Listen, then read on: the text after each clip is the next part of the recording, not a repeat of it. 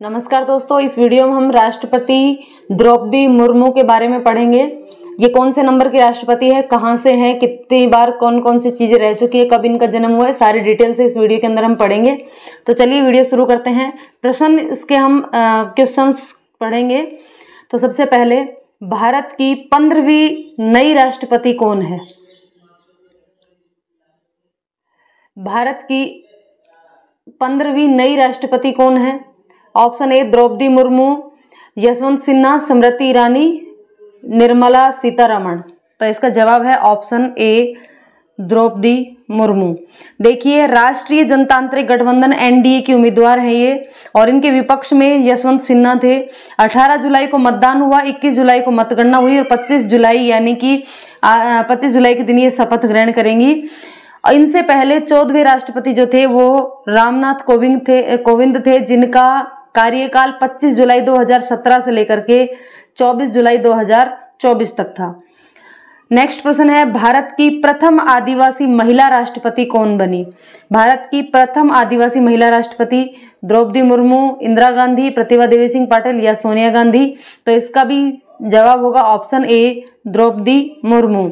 ये आजादी के बाद जन्मी देश की पहली राष्ट्रपति हैं और आजादी के बाद जन्मे देश के पहले प्रधानमंत्री हैं नरेंद्र मोदी। नेक्स्ट है, राष्ट्रपति को पद की शपथ कौन दिलाता है? प्रधानमंत्री, सर्वोच्च न्यायालय का मुख्य न्यायाधीश, उपराष्ट्रपति या महान्यायवादी? तो देखिए, जो राष्ट्रपति हैं उनको पद की शपथ सर्वोच्च न्यायालय का मुख्य न्यायाधीश जो होता है वो दिलाता है। अनुच्छेद 60 के तहत सर्वोच्च न्यायालय का जो मुख्य न्यायाधीश है वो राष्ट्रपति को शपथ दिलाता है, और यदि वो उपस्थित ना हो तो फिर जो सबसे वरिष्ठतम न्यायाधीश होता है वो शपथ दिलाता है। नेक्स्ट प्रश्न है, भारतीय संघ की कार्यपालिका संवैधानिक प्रमुख कौन होता है? तो भारतीय संघ की कार्यपालिका का संवैधानिक प्रमुख कौन होता है? प्रधानमंत्री, राष्ट्रपति, थल सेना अध्यक्ष या फिर लोकसभा अध्यक्ष? तो आंसर हो जाएगा ऑप्शन बी राष्ट्रपति।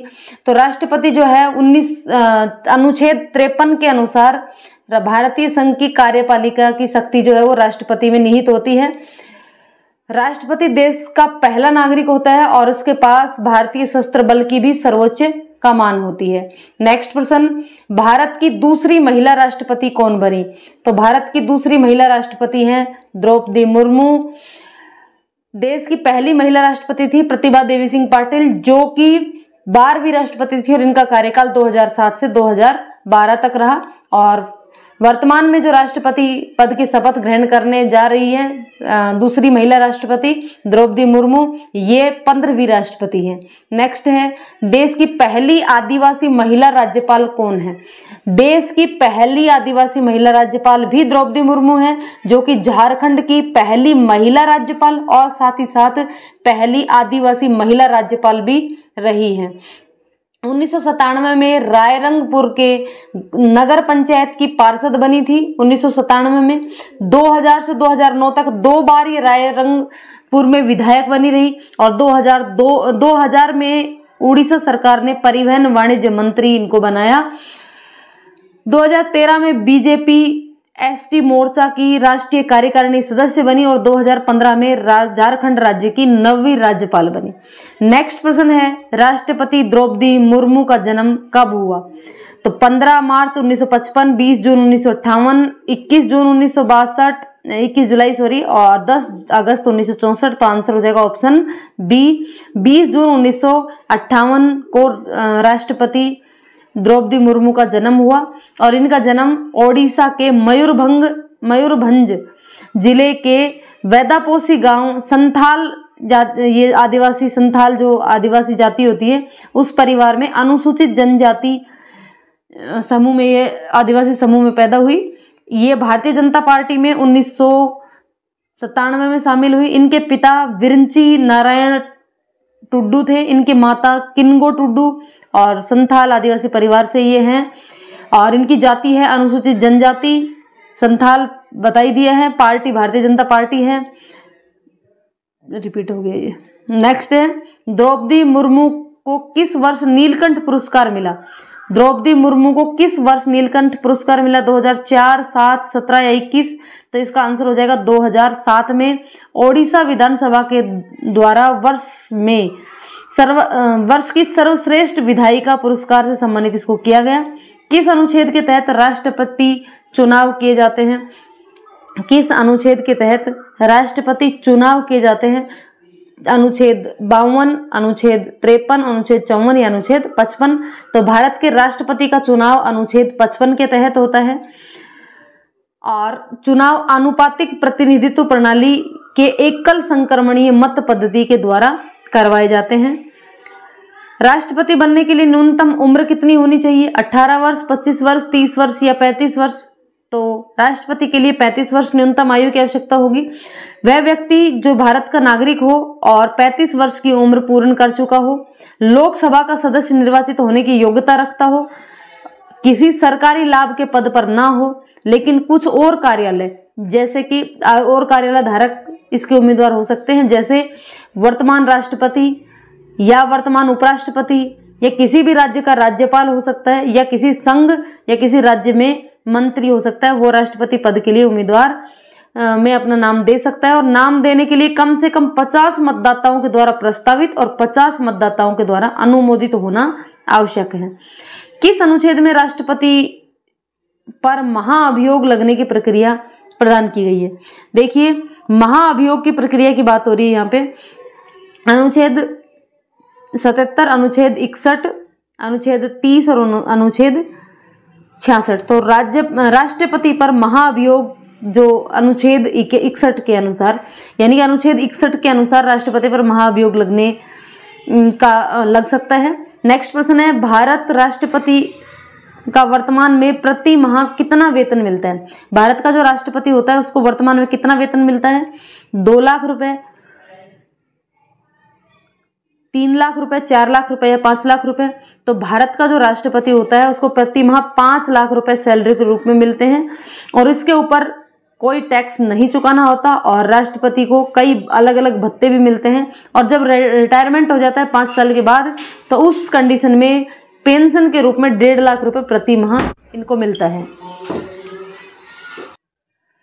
निर्विरोध चुने गए भारत के एकमात्र राष्ट्रपति कौन है? डॉक्टर जाकिर हुसैन, एपीजे अब्दुल कलाम, नीलम संजीवन रेड्डी और डॉक्टर राजेंद्र प्रसाद।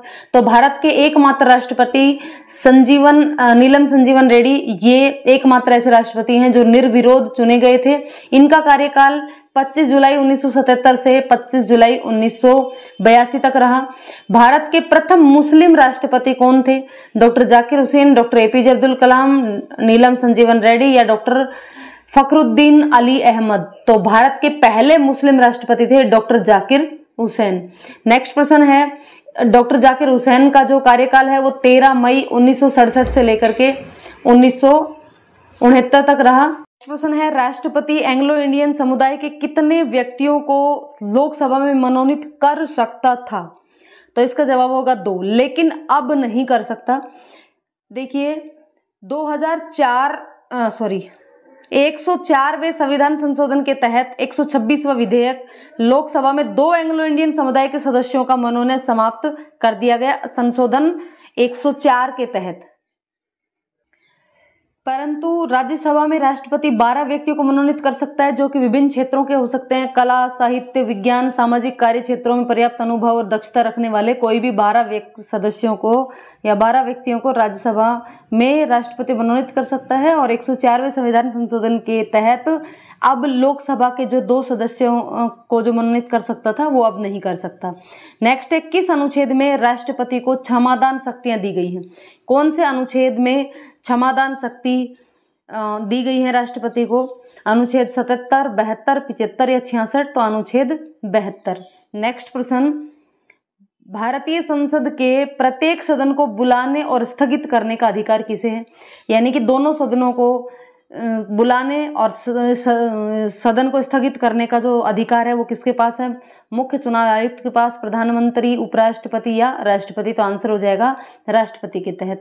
देखिए अनुच्छेद 85 के तहत भारतीय संविधान के प्रत्येक सदन को आहूत और स्थगित करने का अधिकार केवल राष्ट्रपति के पास है।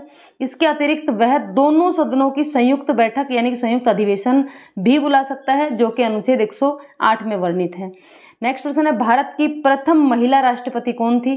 प्रथम महिला राष्ट्रपति थी इनमें से कौन सी थी? द्रौपदी मुर्मू, इंदिरा गांधी, प्रतिभा देवी सिंह पाटिल, सोनिया गांधी। इनमें से कौन थी? तो आंसर हो जाएगा ऑप्शन सी, प्रतिभा देवी सिंह पाटिल, जो कि भारत की 12वीं प्रधानमंत्री थी और इनका कार्यकाल 25 जुलाई 2007 से 25 जुलाई 2012 या यूं कहे कि 24 जुलाई 2012 तक रहा।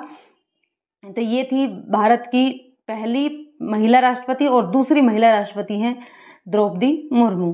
तो दोस्तों इसी के साथ राष्ट्रपति के हमने अभी अनुच्छेद पढ़े, उनको एक बार वापस से एक बार थोड़ा सा देख लेते हैं। अभी हमने पढ़ा क्षमादान की शक्तियां, तो क्षमादान की शक्ति दी हुई है अनुच्छेद 72 में। राष्ट्रपति का पद का जो प्रावधान है वो जो अनुच्छेद 52 है उसमें है, और राष्ट्रपति निर्वाचन मंडल का है अनुच्छेद 54।